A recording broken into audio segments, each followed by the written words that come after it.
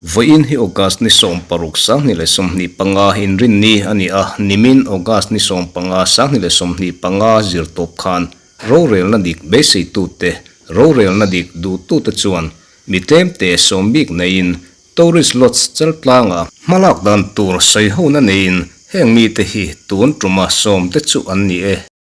hunna reilo zok nan ti hian kan handa chuak mayange kal khom te thu soi hi angai nomin a beng war thlak mai anilova rilru a khoin zoram hian mangai tu alo langa hle ti a hriat thei ome he in kom ho na hi a sei tham deu wangin pat on le trua ron then ania pat tru po ronda chun zom ngal tum ani e ole tuna sombik te thu soi ngai nom zet chu I han ngai thla ho teng ule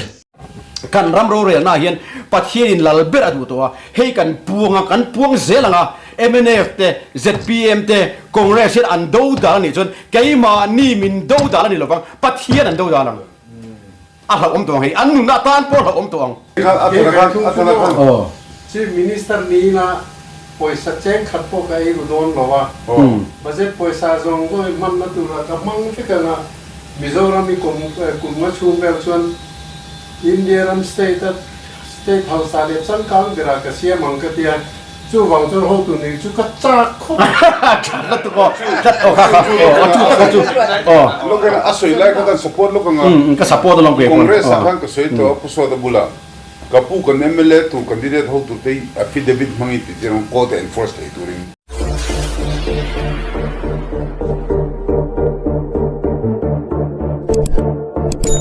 hey voina hun rei takatra kan no in buat sei to na ti lo tling thei tu ra hela kan kal khom thei hi alo om hle maya nikum lam tang khan in hu khom na te lo nei to thinin I tiang khan eng mo te kan lo ngai to thina voinia he tiang hun thleng theya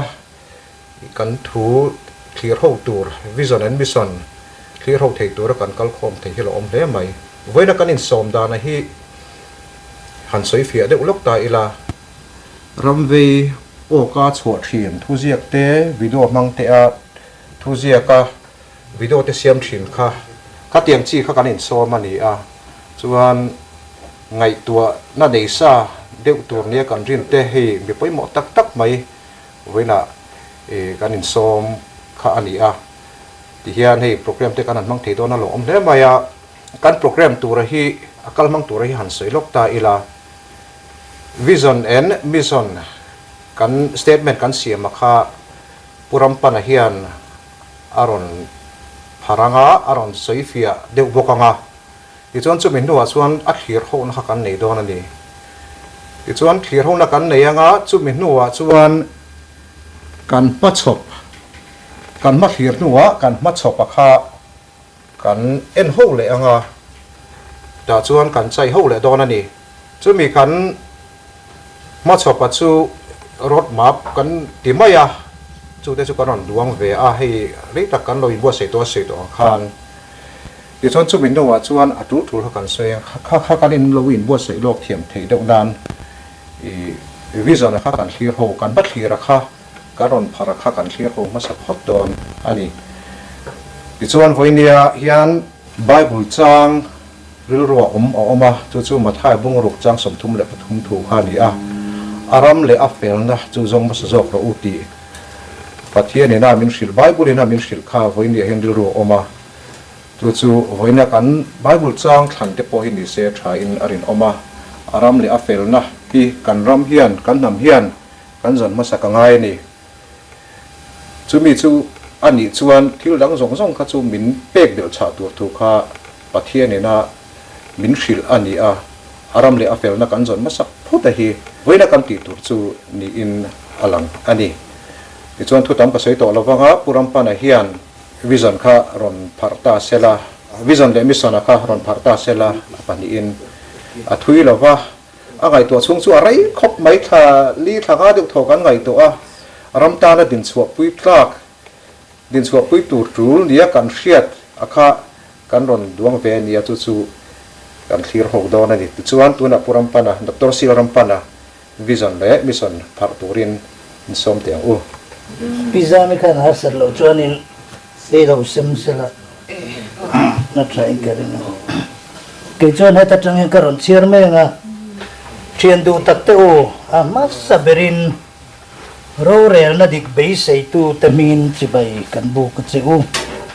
kan share theu angin round table meeting zia chu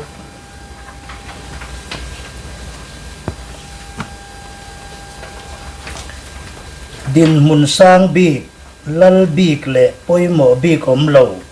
ni na le din mun in tuklang vek thu mun le har sat na thu mun ma chona ngày đàn soi ho le in fui ton na ani ti kan ria a voin around table meeting ko ani chan po hi he kan zoram din mon mek le amalam hun tur ngun takathir hian eng tin nge kan zorama hian RORELNA dik a thayang ti soi howa in ron khom turin kanin ko khom ani a chu tiang RORELNA dik fel fai theina tur chuan ma clear vision le mission toy te fel taka duan chua chu uluk tak le zenei taka chai ho ani thainan in ma a ron phar ania tuma in thafung lowa engkim FAI tak le zenei taka ngai dan soi chak turin kanin nge nani anwai miang hi kan vision le mission chu ani kanan tia vision akhan ram RORELNA dik le fel political party bill le mimalham thatna atan nilo mitin tana ang khatadan manga RORELNA le mishing lalna nilowa pathian lalber na ram le namni hi kan mathir chu ani kanan tia ti chuan kan mission apo khan toy te ania kan pi le pu te hun laya lal tha ten dikna rin omna taimak na tlom ngai na le huai sen na an khua le tuite an tu thin ang khan tuna ram RORELNA chel tu te po in chu tiang konga mi pui an kai hruai theina tura pathian ring chung le rongbol na angangaya ram RORELNA angkal pui theina ta na hruai tu tha an lo chua theina tura BEI kan mission chu ani kan han tia ti chuan tlem kan sei zuyang kha kan on ziang khan heng kan han tar lan tak te hi RDB mathir le mission chu alo ni ta a ti chuan ha tiang RORELNA thale fel fai nei thei tura ruam man na mu mal le tumbi particular goal ti hlotlin ani theina tur chuan nang le ke hi kan poimo ta ani he kan ram nat na vei mek khlem hlet na ril ru moral corruption hindu sakbik na le nei na nepotism kan tia kha thalo takin a oma wangin heng hi kan pai bo angaya sarkar thale langtlang a true good governance and transparency government apian theina tura thei top chua beile chu tiang sarkar tha ater tur faturin omle rin tlak pasal tha huai sen ram vachal zon chu na chu kan mo phurna poimo takle rip tak chu alo ni ta ti chuan RDB chuan chu fatuni na chu chan ve a in check ar bom le in sai puklam angai to velawa kan mission ang taka RORELNA fatu turte zon chua chu atumber chu ani chu tiang ani si chuan vo in a local khom te hian zoram tana fatu tur pasal thahuai sen le rin om ram vachal thang chua thei kan mu theina tur thei to kan be alo ngai ta ani RDB hian Paul emo NGO le political party ni na ang akeng lawa amaro chi in mu khoma thumu mal le rin tlak te chop chuani theina tur hian convener tan pu sila than moya kangwal po alani ka sia po athana hi an thuthi na convener ti chuan aziak na kha keima ka khoi ve mai ania tuma designation pek anom chuang lawa chuwangin round table meeting nei tura somna po khan convener ang veka tarlan kan nia chu tiang bokin voina local khom te po hi tu ma hi ni na ya sang big le thu big po kanom chuang lawa kan zawai hian convener kan ni ti hi kan pom thia mangaya in hong taka voina hian kan ram thatna tur ngai tua kan sei theina turin voina hian kan ma ke hian karon chop chua kan ni e kalo me ลองมันเลยไหมกันไงสักตะกังคันไว้ดากัลคอมเตหีดูมาสร้างบิ๊กเลยเนี่ยบิ๊กอมช่วงโลกันนี่รำกันเวนะวางกัลคอมกันนี่เฮ็ดหูวิสันเละมิสันที่กันทุจนตามตัวเตปอนี่ที่เสตัวรำมีปุยปุยนักกินเจละอันทุจนตามตัวกันจนตามเม็ดตัวนี่ที่เสติค่ะดูอมเลยไหมที่ข้ากันสวยเขาบ้างกันที่เขาบ้างผู้หลอมกู้อุปทานินตอนเด็กก็กันตีว่างั้นเนี่ยตัวแต่กันสวยกับผู้เชี่ยวแมนก็ลองไหมมีสมนะหิมซิมข้าเราผมก็ติดครบมาอย่างที่เยอะไม่หล่นสมแต่ทุนเงี้ยนี่สิข้าอาการไงตัวข้ามีเชื่อเวลแต่พอหันเชื่อเวลมีมาลากนัดเตะร้านทอตุ่มตานก็เชื่อเวลตัวนั้นก็แวงเมียงก็ตีก็ร้อนก็แวงงดนี่มาเที่ยวเที่ยวเดี๋ยวเพิ่งจูอินดีโตตัวนักข่าวนี่วิชั่นที่เลยมิชั่นที่ข้านี่ร้อนเชื่อชัวร์ข้ามาสักการดูทุกสามโลน่าเลยออกมากันที่ข้าวตบไม่ก็เองเราหวังอินอาการทัดไม่ให้ทุกส่วน speech deliverance รีข้า deliverance ข้าอังเดียวเท่กับมั่วจู่หวังจู่นี่ให้ทั้งอาทายวิชั่นเลยมิชั่นที่ลักษณะที่ปุยจินที่ไม่ละเบลตัวเตอมจวดไปตัวเตอมจวดข้าที่อาทายกันจะให้ที่มีให้จู่ดอกการรำปนันท่านไม่ตะการอนที่อันนี้เราบอกมาจุดที่ไรเราจวนเตรียมมาหันชิกสวยเดียวเลือกกระชางอันตีค่ะก็สวยมาสะดุอะไรเทียมจบกันเดี๋ยวบ้านเราข้างไรด่าตัวกันสวยดีอยู่ฟัดปัญญาหน้าจวนอินทโทดาเตมีมัลลีน่าอินทโทดาจุกันเราเทเวเซล่ะ information technology จับตัวเดี๋ยวว่าจวน YouTube ปะเตอFacebook อาเตทิลดังอาเตปอกันลงบุพวะอาชาการติดตามปุยครบไหมนี่การทาร์เก็ตเบอร์จูสุรการกัลไลเซลเฮียอาศัยจูสุรการเห็นบอกพระในสากะมีปุยได้ลงบอกตัวรถทันทีนั้นเนี่ยอัน manifesto เตะและอันทุติยมเตะอันเล่นเอ็มดีมีปุยกันที่เรื่องนี้มาเราจะมีปุยเฮียวันแข่งเฮียนี่อันที่ไปตรงมันจะโอ้ตีตัวเฮียนี่อมชงตาไอ้ที่มันซาเฮียนี่นั่นบอกเชื่อทำไม่หมดที่ไม่ตัวเฮียอมแต่ทัดไม่นี่จุดที่ไรเราจวนกันเชื่อตัวประคาตะกันไงจูทิวตีชัดแต่อันในเวเราจวนจอยมวยสักที่จะจูลินกันเฮียอันนี้ก็ที่โซ่เรียกว่า approach หรือว่าเฮ้ยไรที่ลิจูที่เวบุกล้อมาเลยผมวิวลองหันตีสักแต่พอเหตุใช้กันเฮียมาเราจะขัดยังตีเทและตัวจันสปอมินเปล่ามีปุยเตปอนเปล่าดูด้านนั้นกันฮับบอร์บระมีปุยโอ้ไงตัวมีเราอันกันแล้วเราชวนดิมวักตัวไหนก็เท่าว่าชวนชวนเนี่ย political party ก็จอมดูมีเราจูมีส่วนตัวเหตุเวรงันนี่วันเช่นตีตักเสียเป็นelection ตอนแรกเพก็ชวนกันเวงดิ้งตัวส่วนลุงเลนโนตดิ้งตัวส่วนพอลปะขัดที่ตักเสียเป็นบิดตัวจุงอินมีรสส่วนมันนี่ฮอรุยเกิดจูปาร์ตี้active ตักลุยกันละติลว่ากูทำละมาเต้ใครกันได้บังเวทตัวบอกแดนทิลชานี่เราว่าไงกัดตีติจวนนี่กันเฮียแล้วนี่พอทุ่มจวนเป็นส่วนตัวนี่จะมีกัดตีละชันจูจะเล่นตักนิวทรัลตักก็ดูสวยเจียกไอ้หมอทุสวยหมอที่อันฉันน่าไล่ตัวสวยอันเชียนน่าไล่พอสวยเจลถ้ามีสวยเจลเทดินคนน่ะดินข้าใช้กันเฮียอันนี้เราชวนทุกวันสวยเวลาวันตั้งสิไงหมอโกขนาดหมอMNF ปาทุสวย ZPM ปาทุสวยจะมีปาทุสวยที่ขั้นนี้เจลโดนจันล้ำในซารุนขั้นหนึ่งไงโดนกระดูแล้วนี่ช่วยว่าช่วยเพื่อนเฮียนเฮปอลนี่นะรำรู้เรื่องนั้นดิกเบสต์ตัวเตปอลที่ไม่อย่างให้ตั้งเสียกันเฮียน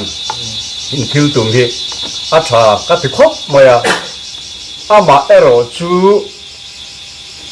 ทิลชากันตีเฮียนินกันทิลชาตีสักกันตุมาเตะมกขัน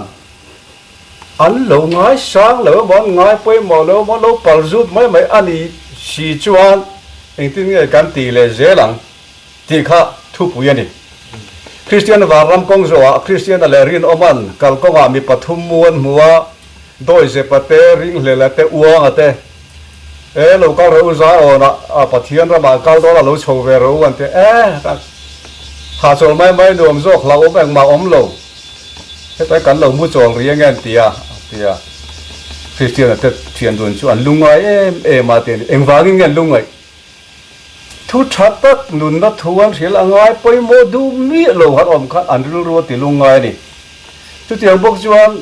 rồi là địch bế xây tu té em bỏ một năm social activist lệ whistleblower kan tiếng chi té em bỏ lâu om ta sẽ khang thu soi các anh ngay bơi mô du mi lâu chú anh सरकार em department em mi mal pon rồi sẽ tu té ta à bế don tháp du khóc mày thiên ri mà hadi sovak po hat om je nei chuang lo chu van na hian kan thil ti tu ra hian an thin lung chung ga lut thei ngei tur an beng a lut ngei tur an ti lo hlo cho na mol pho na tur ang thil he ngai tu chua khami kha eng man ro mang in ngei kan tiang ti hi ka ru ru chot an ngai tu ani he youtuber ate zo bai karte le puhia tate le midang dang ipul wan zuak te pon in ron soi no sa to ni pon an ni pui pon an fe ve mani ma ro chu ga tinga vo thing an beng ro nga alu chuang lo antina restrict gender en ti nge ni kan ti ve lo bang ti piang an ti le kan ti te kha an fe khop an lo en ve pho ba en man ngai chuang lo chu wa chu khami ke en tin nge an thin lunga chun ngai tu ra kan tiang ti kha rốt angai này, chứ tiếng gì là cho cái vui là mấy thầy đó nên là ngà, cho nên vui này anh hero này là mission statement thế, vision statement thế, anh xem này hiện khá lắm bằng hoi zong khan, ignore thầy miết lộ, tur thil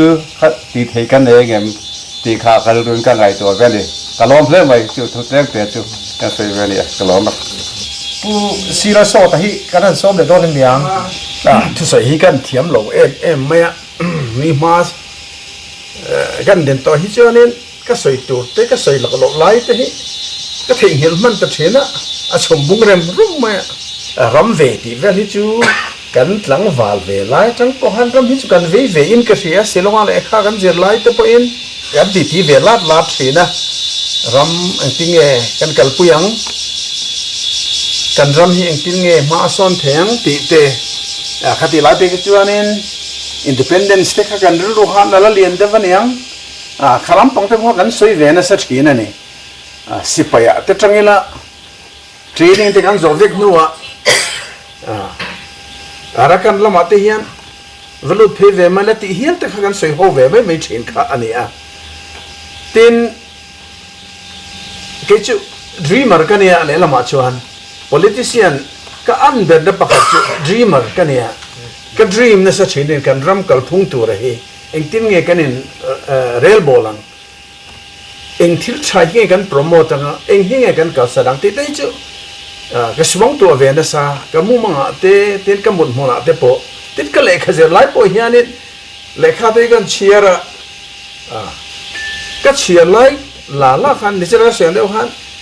ka chiar lai ka thei hla chia lo hay cả lo chia rồi mà sẽ cả đứa đua khác chuyện khá lắm bằng hàng lo lụt lệ thế na chứ tiếng chú anh à khá thật lại ôm mà sẽ thật lo lệ na chú khá khăn frustration à xem thấy ni ta vẫn cả đều thế na à chẳng hay chuyện cái frustrate về đều thế na thì cái political history hi han review lệ lúc cái là put thế na hu na trăng tổ khani cái lo về thế na mình khá nên khopri son thì đi khá cái ha soi ra vào cái chú bút trên hôn lại cho bộ khán luang wal về là khopri thar đi nè thì lại cho bộ khán cái chú anh luang wal thì chú anh nói em ấy tí tắc tắc lạc đôi em mình để thiên dọc thì chú tí chỉ dọc đây lo mình thì tắc khác lo suy về tổ thế này tiền hệ cái mentality hi kan thak ve hi trulin ka ria kan bei ve em bakhat chu nam chim rau ti hi ka ve dewa chim rau thing te kan hlo em mai chu tian zelin he ZMC te kan han dina mirama state ta kan thenam state ta chen central institution chapui puyan ne ya regional institute te an neya negrim te po an neya khati hatam ta ko ma khati ha kan nei ve si lo tu na tlai khon huwa ZMC te po central in take over ro se tiang zong in kan han ti le corporation kan an tia kan mo ngoi ngoi atel lova kan om theilo food corporation state food corporation state zong zong de thoina an neya kha kan an nei ve lova cho ti lain kan mo mong le lo zit ko mif ko enge mo kan ne sum thune nu ve kan an le transport te bo tun ma chuanin mi baltan bus nei te so har cho ti lai chen state transport te bo kan lo ne bus te kan lo ran ani poin kum heti ro za ko heti za uti kan ne trak pen kum somnga ve la lo ral to state kan ne trak pen heti kum heti za he lo ral to mizo zinga hian bus service ran thei hi kan sum dong te zinga business zinga hian an tam don te lu ne ngating sarkar hian kan la ran reng ka hun lai phei ka jon kan chu thina bus som live mon kan nei lai khan driver kha za thum chuang vel kan ne ya motor kha relo te khana chia sen so kha tam em lost clear khatiang khani kan local rei to nei ale lama chon mi pui te tan kan tia adik che mase ami puya te khan kan ria thiam le si lo chuan sarkar tan khan thil chati kha har vetla tani dem khan lo vetla tani sarkar in thil cha dia tum chuanin kan dem tlat jela ne he department te kan nga lu tuk secretary te kan nga lu tuk mizoram sarkar nga secretary ta hian na hi atam lem lo ne minister sompani ai tam kan nei thei lo phota tuna po secretary som thum rual kan ne ya na hi directorate level ha kan te khale event thova secretariat office tam takhi chu post office ang de hen kan function hi ni main ka ria ani da ta ga chuan directorate din thila ron tiaron process a minister a direct in ankal thei si lo secretariat dan ron thona secretariat under secretary deputy secretary joint secretary district secretary zong in file a hana not sova fishery department secretary chon sarkar khata file pakhat oh khatin vel khani printing and stationery hi ka kop ve finance te khatiang welfare le khatiang sang laga ka kop chung khan printing and stationery han thakar kha chung hian file pani pathum hian thing ve chen ho te kha man de khan is pakhat kha an tir tuk many printing and stationery vai ha pe ja full time khan vai pani le ngalin ka ria ar ka samsung ka rel ru hena de china vai is fel tak tu o ma kan ngai kha khatiang abang noi te hi kan pe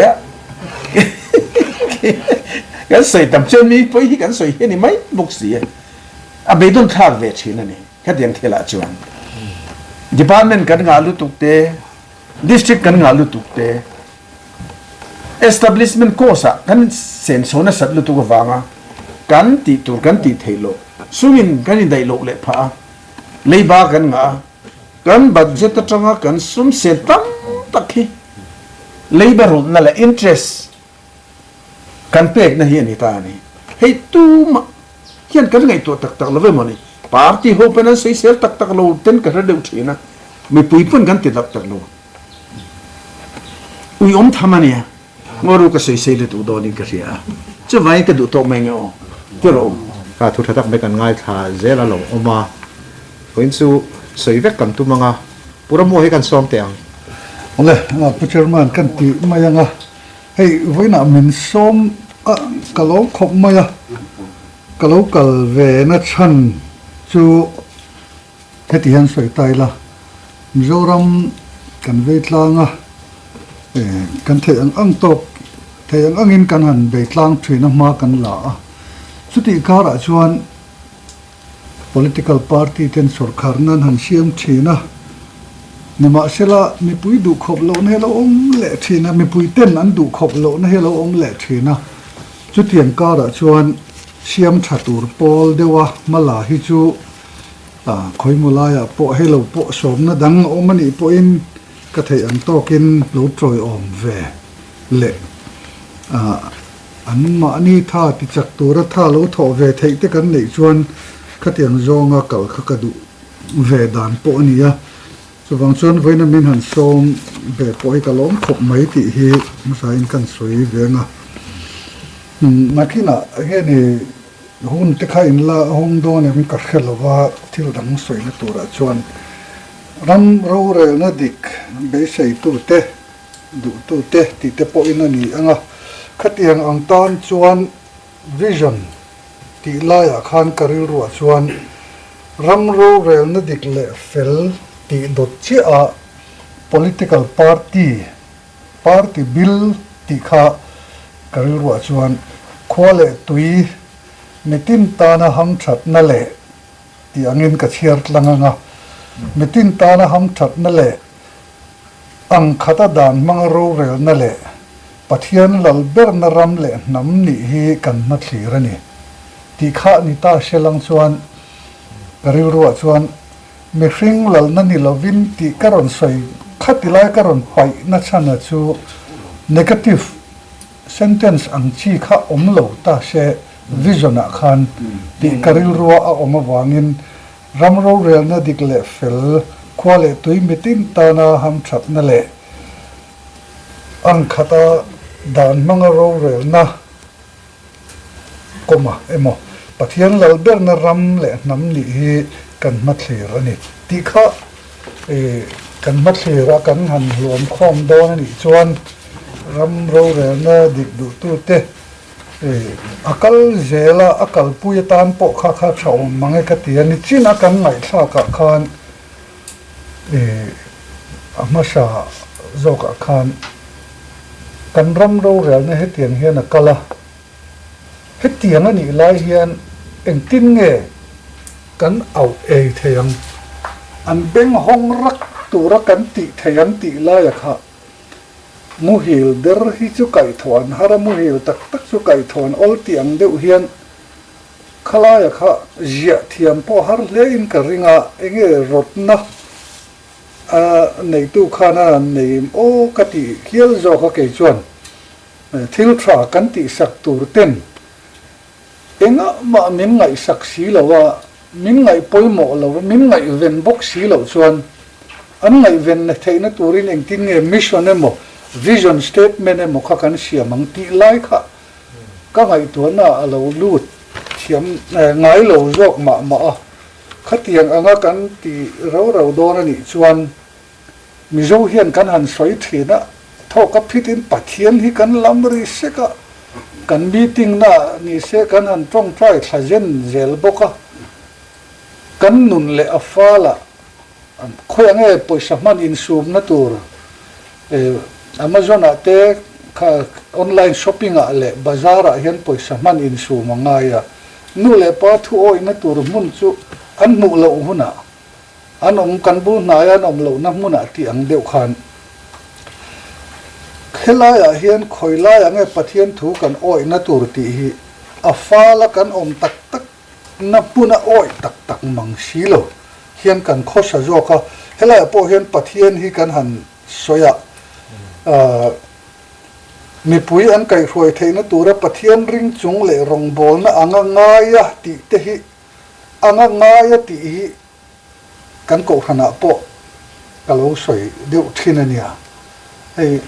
kan thian nu esteri kha kan ti ve mayanga kalkata I chuk thak don hian mission ven ko than hian rong bol tu tha missionary tha hian tha ta che sela iril ru le ikal dana danglam deuh long mo katia dang chu dang ang ma se aza thlak ang ka du che lo tia kan surkhar na ti rong bol na anga nga ya thok turin min du'a rong bol na ani ti amin pom sak thlap tu zo ka hi ko than hi ani anga ya chu wang chuan pathian ring chung le rong bol na ti hi anga ngai ti hi pai dan om se kala du khop maya pathian ring chunga ram ro rel na kalpui ani theina tan huai tu tha an lo chhuwa theina tura BEI hi kan mission chu ani ti in kan chiak kan jiak china pathian ring chunga ti tha chu kan te du poin a om lo po ka tilwa chu chu ania missionary tuna hian khoilai nge Cambodia nge ni khata khan aram ka soi sual theya sarkar na thok transfer te India rama po nita se te khinnan kan ais kan central service te khateng ang chi ho po kha anom na ko khan te khan sarkar na thok transfer pon rongbol tu thla thlap phian an thla ti chu kan ko thana po ka soi to a ti ve lo ni ero kha chu an re de ngang khopa kan pastor khan ke ni po hi atian omania alaram ti de tranga chu angangai ti lai takha sap trong kan lak te po an devin ka ria a kan soi sel ani tamai ni chu khatien khan chu vision le mission statement thu a chuan ka du to khang e o phota ti khan kalin fin suwa zer maya alom hle mai adang te po khalom zerin arin oma pusiata le Hey, when he puruat le pu mat athademeram phone vea katalve phadona me katia sedan chanin ngai khatur top ngai kani sei ve tur kutia khal zong zong sei vek tur ne don lom menti apan yan ti ve tin ti ka sei tui takangkal ve to kulpon mani trang che pokan ni lawa mene kal hi chu intinga di ka RORELNA RB RORELNA dik base tu RORELNA dik base tu te ti ming an puwa ke chon hi ka du tok lo hala look is policy ka act is policy nan thla ka an ti chho via ba BJP ho gen RORELNA dik base tu te ne laven zong tu te ni zok sela ka duwa action khan zui to sela ka duwa an base ringot base ni me muchung pon base the mo TITI pon chuai RORELNA dik base tu te khai movement ming heme movement ming ve de turen kang haya chuai RORELNA dik khap mo bera pura de dan ka system lai kha chuai RORELNA dik base tu te televen zong tu te tini sela phurum la zol karenga pakhat na gain tinai tu thau ti kan shet pula chuan apan hin na le chuan vision le mission statement hi a technical meaning kan shaflo de lek ni na langa vision om je chu atumram ne mission chu atumram thendan tu ran tani china in kan heta in ron sia vision ram RORELNA dik le fel political party bill le me malham thna atan ni lo mitin tana ang khatak dan manga RORELNA le mihing lalna ni lawa pathian lalna pathian lalberna ram le nam ni hi kan ma thir chu ni kan vision chu a chiang ani ma se mi te du lo hen toy de lagin ka lo da china di pathian lalberna ram le nam din kan du ni kaning haina po oran se jo khama thai bung ruk chang sum thum pathian but seek ye first the kingdom of God and his righteousness and all the things will be added to you al ngani kan ti kha aram le fel zong masaru thi o aram alal ram le fel na po chu isu krista khani le tok me isu krista kha he pol movement a hian a guiding force ni chun of don chim chim chu wa ma thai bung ru chang sum thum patum poi in Christian ram kan nia Bible verse din namo ko tu din chan om kha chu attractive mal shim pot me ni he chang poi thang fu ko tia mar chu a thui te du da vision da khan mizo Christian pathian ka dikhra ne pathian tam lu ka Hindu pathian ru emina fo vena pathian le kan ram taran ti po eng pathian nge ti po she to lo ni poisa pathian nge ni Mahatma Gandhi lem nge ni ti he tro pula po a chiang to lo ni mani po ka te emina fo jing in pathian ber se chiang to ko tia Indian rupees ani mele na langan pathian ka chuan mizo Christian pathian lal ber na ram thantir kha kan mission chuni tani ram le nam toy ke kokin ko sis me job atana mizo Christian pathian te mizo Christian tikhere ka dun san chu mizo Christian pathian ni upgrade ngai kan ko han milu tu ka kan pathian mi si lo ni chu kan ram ina kan boy na par mani mi pakarin purhet I du ti thei ta la enge i thenang tir na ti chief minister pengthar tok che chief minister kham pathian atria pathian a hlau chuan adang zong zong a dik chho chuan ne pura te pon le pule ma te pon pu lal do ma an be se na sang ma zo fa te mo se turin an be se an phur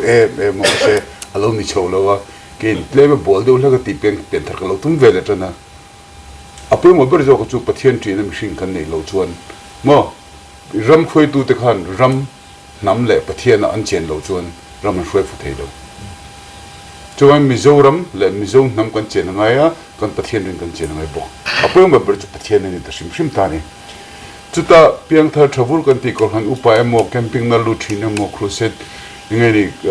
speaker mo evangelist mo ni pongai chonglo anuni kanuni lalpa choi moi marin tem che khan kan chief minister le kan ram khoi tu kan thinker ho think tank ho hian pathian ne moi le ting ai to na an nei phot chuan kal dik don ni mo chu kan sei le bok du chin jam mizo christian pathian mizo christian ta pathian lalber na ram le nam din amo pon pon ta sena chuan mission a chuan china khan pulam kong se kha dik em la chu han vein han por vewi han phur vewi thin mai la pushia de changte te pulam kong te pon tra pulam kong se vewi thin mai la mizo mi pen oi du chen nei kat lien ni ga ve chwa je ke bai ka ke se ke ngai sang lo ti nom ka a sei don lo ti na min ni chuang lo se ngai tho chon tun nimin ni jang khan trick khai chin ni ke ji facebook ri dan ka mang ne mo survey na ka mang sa kan miss grant ti mi ka jam bo ka mi ka kha fak chin ni bikini a hak chungchang kha bikini hak hi a christian lo khan lo ati na huna ziring ti ron se ve khau me ni ka po se tun lai ngai ni ka ti ang chier pe le pe lo bu ba no ma mane ka lo me em chan chu ka po se chier tu views tu tam lo ma second and china a views ho kha an lo serious tut ne darkar kha video kha darkar chun ve ai tam min thle sakhin tam me me ni chum je chu kan influence area kha ala limit lu tu kan serious leaders cholan ti tane tuna kan du ber chu ram le nam mi lo ti chok tu chu pathian pon lo thok don ta sela kan voter ter ru khan a tho ngai tlat puzai chona kan se lok ngama kai ben sto ben sa tu ben sa pushet pathianin a ko ti jing itel value oti aba chom ve ke ti ting min ko dan ko ti a se chawa o ang lu tu ma se ga ko man tho puzai chona khan dream ne ve ni tu dream tu achas ve a chumi tan chuan ama support tu te kha lo zong khon ve tho me ni chuan miron bengun tu kan ning deu le ka kolkata miron re chi la ka hil chu puzai chuan I pathian ti le ka pathian ti an thau ko ringa I pathian he chu mi lo hil sak te pushia de chu lalpa ke mar hilin a convince the don tat lo I hil direct ve ngai lo to ro ka ti a to bang chumi kan sei chu pathian ina angai dan chuan pathian mi hil dan chuan ti te poi ki mani du da hen kan lo phot cho be me thei tot me mania mun pakhala thu sei na ko kom nak sei ve a inge he kal khom hin kan du ko helo ram mai kal khom ni ti ros ko chenga amar chu ram mai na ko ngan ram khoi tu ni kher tu mai nge ini ram khoi tu ni tum lo tu nin thil je moi de pakha chu nge ti ka pasal thai ti mi ka a chi ti ani si chuan voina lo kal khom then zo ram ta na fatu tu pasal tho hoi chel le rin om ram bachal thang chua thei tu chu engtin nge kan mu theyang ti chu kan mo phurna ni ta pura ra pokalo fiema kan se hot nga kimani hroi kan tum le thok pal me kimani hroi kheri mi ram mai kan tum ZEM zoram exodus movement khan a first two meeting ka tel ve mo football ram pelan te kan ka se bol ko fana pastor ka tunga baptist pastor Tanzawa kan sai thiam pe ngai ne PowerPoint nen ke choni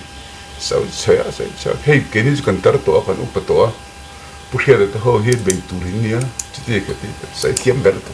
zona ka zona ne tian in se a tun boru ga chon in kan ti lo wangam thang thar ho bin an tiang in tia boru ga lo thade wang ti la thom mele ni o ti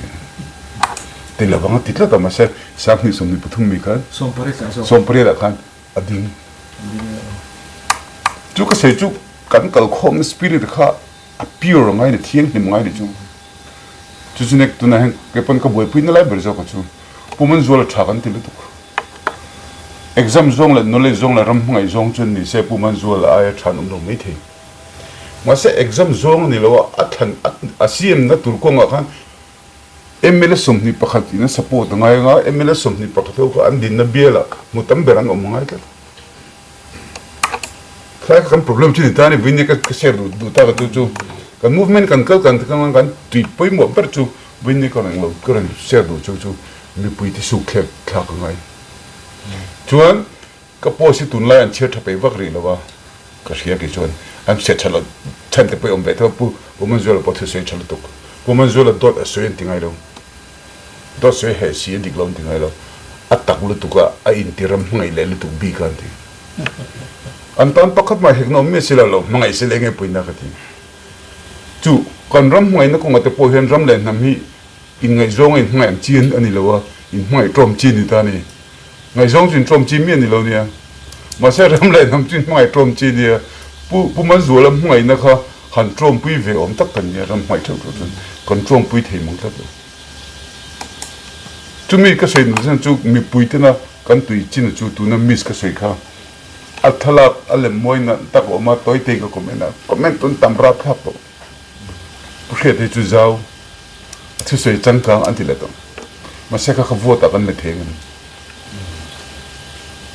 pushe de chu man ne mai te na pa ka se pushe de chu afranga ram pom ma ya tu ma japan ni lo ti pop pop ani chu social activist a than ti dai mi MLA tu mo MP tu mo kan min la mel du tat lo ngate min bel du lo kon ti chon kan dik lo ti na poi chong lo thil po kan sheve lu tu khoi po kan hoi ve lu tu india poisa kan boi lo fem thu me lo ni e ru pe chu ka chikat don ti ka chiang ve lu tu pu man zo la sen bel board kan ni le to omor chu khang kan min than du zong kan ni tat lo ni chu en ti kan than du tiang di khang ai to ngai ta ni mo chu vang ba ve the mangai pu man zo po ka ti aram mai ni ML level ni ta se la mi pui na kan ram mai ve ni primary school level ni ta ni chu khami mi pui kha an tui na tur le kan lama kan po na tur le an kal dan tur kan ni lo khan ki ni mai tu pe kan phat nu manga ni mangai ta ni pu man zo le ML level ka mangai lak lo to a matric level pon kan phat nu pe lo ati chon ram mai tak tak bi lo ti na ni ngai tak tak chuan kan value system ke mani self denial kan ne ngai ke mani le ke mani ke phat ngai tin ngai na re ke soi fo thina kan ngai de tan kan tor ngai ngai de tan kan tor lo chuan ngai na ni theilo I chuan pathin ko vel ngai ya enge ti aron SMS up atilo afa pane chun de tir aron tir am ngai de tan lo no bu beraka chuan we ne kan kal na sei to tam tak ne se ve do to lo nga ka sei du lai ber I think tang hopefully pizza mite puro te athante puram pante minlo mai to pui tu ra ka du chu chu engtin ni pui su khek kan da yan ni pui su khek dai nu tu jemi pui tu zong she tangai atam berin thil series de do kan sai hian an ngai thapei lo uire chung chang in tha chung chang engemo ani pon corruption ti vel pui ka se kan se puro de poi he a ve he restricted and that ti ve rang mai inge thil dang ngai to tu pu he ta he thod do mi wa tuina berania poi mo lai berania mizoram corruption kan ti tam bere hi 80% hi restricted tender board vela khan om tat tu mi pina sha phalo re MNF le congressman ti ve thawa ZPM mi ngen ti lo bi kan ti mani kron se kha ZPM chung kan ti lo bang ti lo MNF le congress ti kan ti ve lo bang ti o banga thanga bo hu kan ni an ti le si chuan MNF le congress ni incompare thina right in lo ku ti ni chu hangi pina ka sei tum abulle to batang karon drive tum char chu kan tum kha theng ang ma sela apoi mo ber chu pathian tin ne ram le nam kan vea pathian tin ne na ram le nam kol shuai nga ya chu tum piang thar bul chuk pongai chung lo mizo heng ka tia kan christian na mis christian kan se tia he chu christian ti amoi lo ti hi kan mong lo re eng pot do ni la zui na ni mo e ru ko ni mo 6 months wala eng pot do ni la ring tu ko ni se ka ti lo meng ti kan no mang lo na lang ta ko han upa te pastor thing in India rupees kan mu the to ni jun okay min kan ko han member ten ni mo lo ni jun fine kan ti me mo ro ska se chu mak ve de me kal min la ti lom tu la min la ti be se tu chu mi zo ti mo lo om pe ta mi zo ti mo lo ko lo nei kha mani mo tam ta ka Christian ti moi lo kan ti thelon chan chu kan Christian na lo lem lu tu ka kan culture na rang la ka begin kan ka chung jong begin compound le ko han program che hi Christian na kan nga ya pu so den an na tho na in khom pe vak lo ma san na tho na pathian thu de wa tho ka pathian rong bo la ngai lo ro ko han program approve ko han program ma kan fe chu ani ve lo jon kan na tho na rin om tak kan ti ka pathian rong bo ve lo ni kan pastor in now te ka sei chira go te po kan pastor in afa te school a hruaya pathian nung bola ni bika tin kan hruai ve a pu het in khom te man lo mi chuting khateng fa hruai ring an ti dei chumi hom je chu Mizorama kan Christian amoi chan chu kan ko khan ko pathian ai ko khan kan da poi mo zo ba ni mania Sunday a pi kan ko khan juti tu jing noi ve ber pol kan a khai khoma chu ta asai kan ti za chu Presbyterian na tana ko khan kan ni lawati sei fu ver pathian tana ko khan kan ni adik king kan ni ko pathian na tana ko khan kan ni pathian chu rong bol turin address nei mumal si lawa amo awm vel ve ka khovel khum na ko chu ban Presbyterian na kanum be ta me mi zo ni chu ban congress a me mi zo ni moram nei nam ko mai wangin a party lo lam po ni chelo tu na pan ching je chu run in khana khan ZPM man tam ber me lo party len do tang ha kan bo tho tin ni mai chu van win ni hen ka mu du chu Mizo here in kan disease thalo do ko ne ani ring hel fat ang an ni big ta lo an tin tinga puro ta sai lo ta ti bo ba ani ko nge ro la double ve mi tho khani see they have every right kan nei ta ni chu te ni si chuan ani le kan ring hel ka ni chuan in tingi kan kal chuan in pen no chuan ni lo lai ni lo kan num lo tu ma kan num lo chu te chuan kan ram ten kan num tri mi do mi ni box si lo ni pulin mingan soi chara mani mi pakhai pulin ming he pu he i chiang lo ni lo mo ti eng ti zong mo ka te recipient ner poi alo ti ve shap to lo mo ti chung ngoro ka she dan pe chu a hu chuk tu ni wa bang ti a ti ma saber tu ni chu po ara sik te den dar ti dang kha chang kang ra thak aman po je ka se mo sei chu ka ti mi dang sei boy pui the lo to ka bin chu man we ne ka sei chu kan u nau kan mangai an rong kan bol tum zora mu pui hian min ngai sang lo mo min pur pui lo mo pathian chak na enin pathian thiu ti the na nin pathian kan ram ngai en zo kila eng ma kan ni ve lo me the ki ni ro chu min ka chu MLA po kan me the khan ta puro den se fem du AMC councillor corporator po kan ni lo me the ma se kan ram ngai ni athi the lo tu tin ka sei fo chu top na ka sei du chu ram mai hi i adi ka mu be dong tu ko bin kan ram sim that tum mu man hila om ka hello re mak lu tu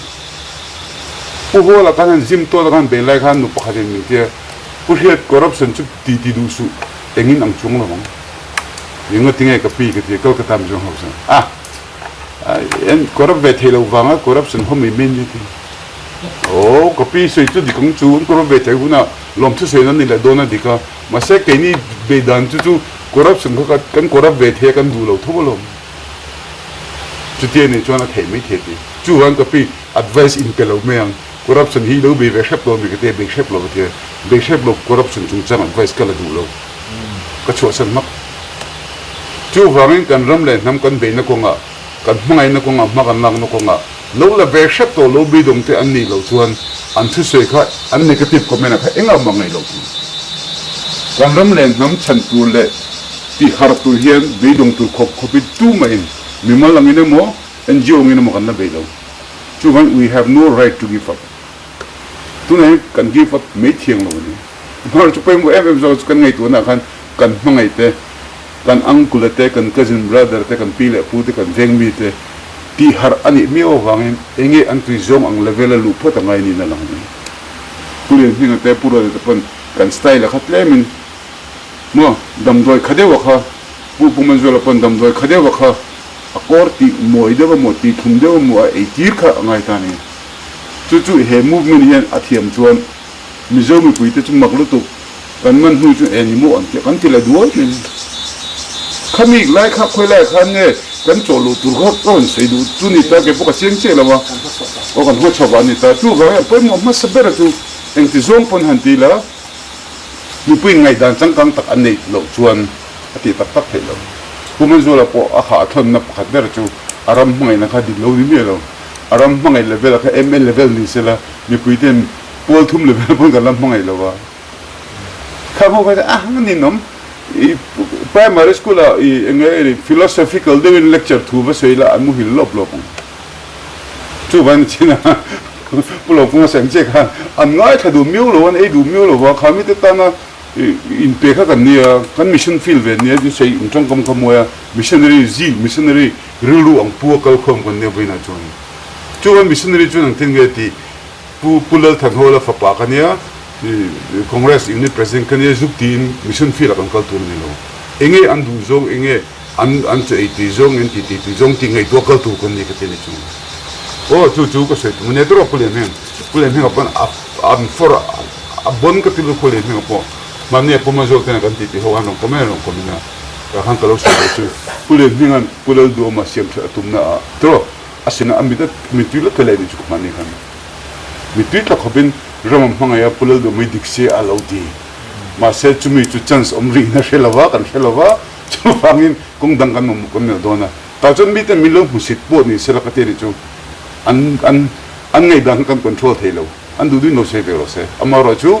ka request du chu ka meeting zen lo mi the ke kon tel zen lo mi the ka shelawa kan sei tu le kan ti tu re chu engting nge sangha kan man donin ai du zong kan cha thiam ngai zumi puiten pothum level atanga metric level kan appo tanga ya chimi up tur chuan a picture nal deu attractive deu kan siam te ngai tani kan dam do pek tu rakha khavu jungot nilavin langmoi do thum deu kan siam ngai effective house no ti kha so min som ve kalom mo ba tan te kalomas o sei tu kan nga a ka via kim onen ka via tin kan ngai tu bangwang in khovel la revolution anti re hi ahu ho ti hul an lem lo mi tlem te mi pani khan la kina an lo be vak ami tlang pi ve tat chu wangin ramle nam kan mai na ko nga pathian tri chungin pathian ro pinan kan ramle nam tan ani chuan engtika mola par chuak nga kan nun kan dam chungin a chuak lo ni pon mi ten kan thi ni a ui ta kamin bui ve the turin mane purin kruang a sai lo kha an buina an pastorin se khan ro khoi khop me purin kruang he ke pon pap phung lung deu dam pasabum tiang runga tam kalau ni ve deu lakania ma se purin kruang buina khan politician zong akal khom zong khan tam khop ne chu ta kap at pastorin se karlu kho em chu a vui tu te khan an ui ladam selati rulum ne kini kan thi ni hen fiam to eng ala athi harma me minti palang ti hom le oh chu nia chu wangin sei thui lo wanga kha ka sei thi zong no se ko lo me ve chok tir ni lo ngai lo ve sa ram ve na wanga thu ziak te video te khateng te lo siama te to pro chho to thin kal khom kan nia kan lo in nge ni kan lo du tho thui do ni point ka su thria thiam a tha in karinga chuan kan ra me da mo chu mi pui te kong ti ka kai khoi thei tu kan ma mo ter ni na langa Minta tiam ula kela hianin agenda ang ring deuh kha in ron chopa wangin alai ka kan in ti dewa abu sai tu te in za oma indil ru ko in seng na sa to in ka hia a karing boka khami chung kha kan long fel kha chuan handrod du te pot chu ka nei na amar chu ka in rot la sung deuwa ani na taka hi chuan khole tui rong te zirtir han ti hi a chapo tha kem ka khelawa zirtir kai hruai le ko mu hi kan tum tura khan amu mal takin atel alom kin theyang a ti te karil ro oma kan ram din mun lampang anga chi kha chu ya karil ro chu tam taka oma kan buat kan sai ho na tura khan khala khan mission na chun ka da ni sela vision to ka sai to buka inom ti sai tura kanga ya hei ya kan bel du la ya chu extra work am de wa kan han extend thai na chuan Mizoram political history a hian an ma ni agenda te hian ron ti swak thina issue engemaw a om hian chu taka chu political career nei tum tu te henan ron zuan fu chat zel in ka hia a state kan mo lain tram pui mi thi kan tor lain asam chalihan min ngai saklo ti lain khatiang khan thuram jok an neya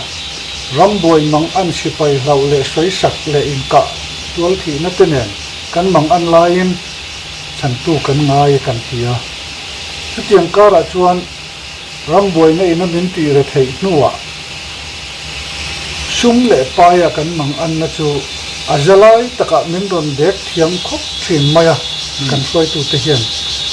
chu tiang chu kan tiang an ron tia kan bo huk thin ani chu tiang kara chuan kan ram hi kal chowa party pathum pali ten ro an rel to a khan ke chuan mi tak tak ni lem lo ka thlir le thian an majority zelin ka khedewa chumi nuwa mi pui be dong em maya de sei na kan nei lo tup thukin kan em ya then phei chu ti tu kan lain het yang hian nia ti in ram ro rel mai nek te mi thla chungin le khabu tha tak tak ten han chua alo chuak ta a chu tiang chuan a thu chuan a moi khop maya reverend zai re mate ho malak to na zong te vatel ve lo mai la nai taka a thu ho lam han ngai thave phade wa hian kan chho ve gel boka chu tiang kara chuan an bei dong em ve maya po na tang chuan a harani a chunga lu chilanga yani antia a chunga lu chil kha anan soi moi ta a lu chil tur te po khan han siam rem chhota a an han lu chila a jol za pui vailen lo ti emo a vatok dang ang bok ti ang boka khan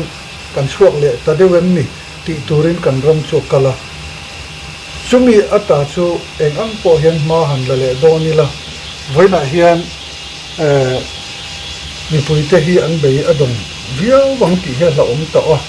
kan din mun nia ka hiat ka ria dan chuan eng party ama rin na tak tak kan nei lawa NGO reng nge thu nei na tura ram ro RORELNA zuan lu na nge ni springboard ado kan ang dewa ngai deu hian kan in mang for to vai ni hian an mu to mi ram takin springboard ka ti maya zuan san na tura do san anga khan an kal to dewa ram le mi pui ka ta na tha thok thei nge tur mi hring tak tak nei lowa te po kan in ngai hial to chu chuan mi tha ngoi reng a siam tam to bokin ka sia a an ten chuak he to boka a chan chu lo chuak zau sela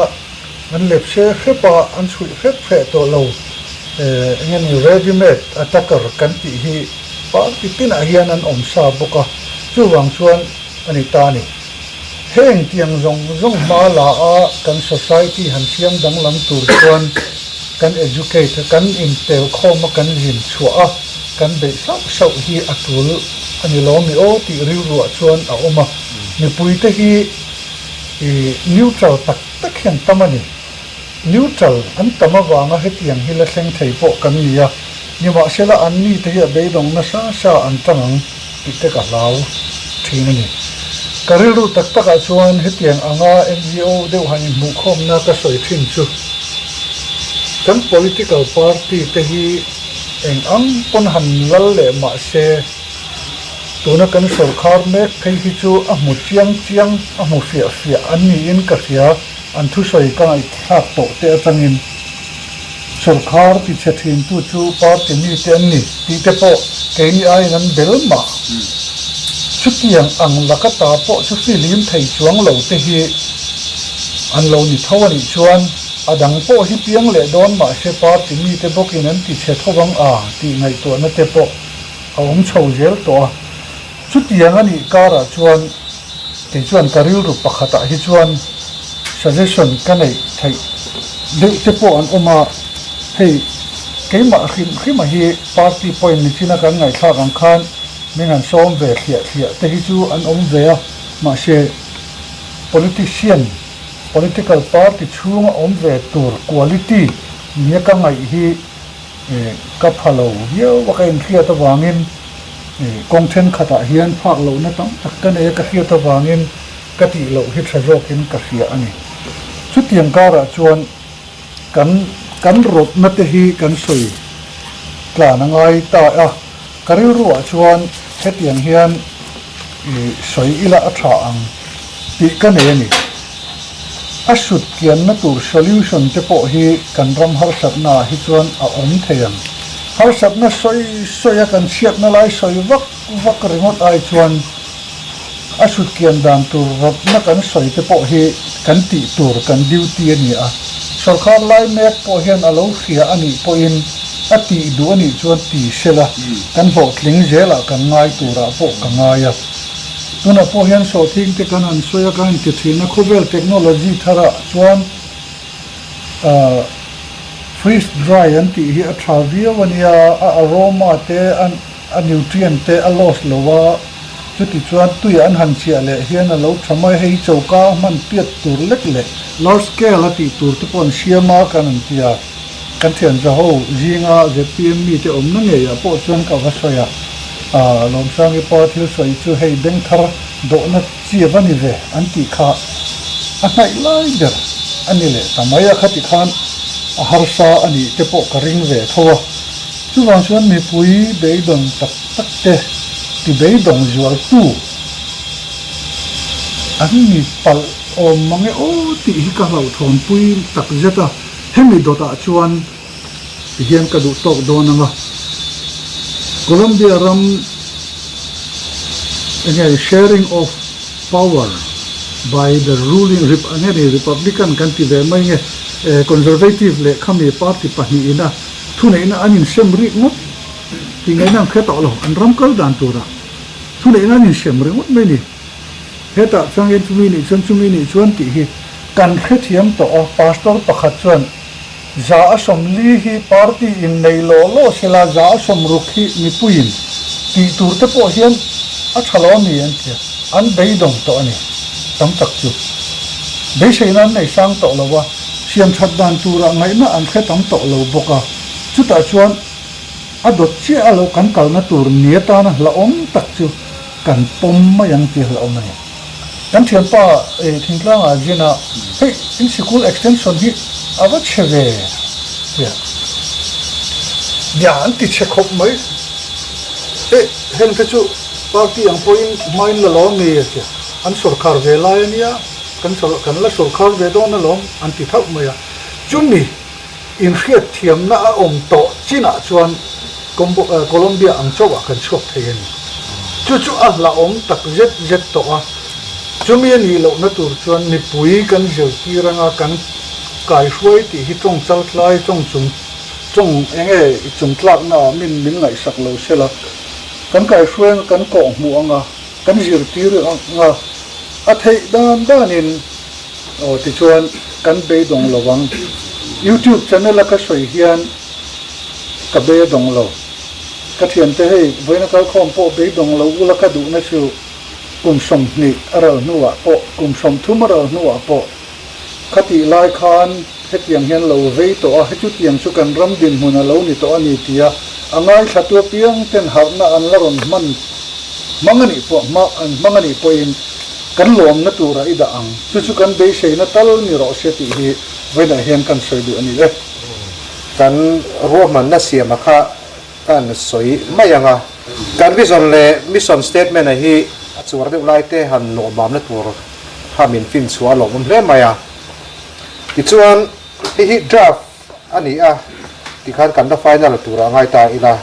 chura chuan voina lo kal khom te hi phungbo ba kan som cheu ani a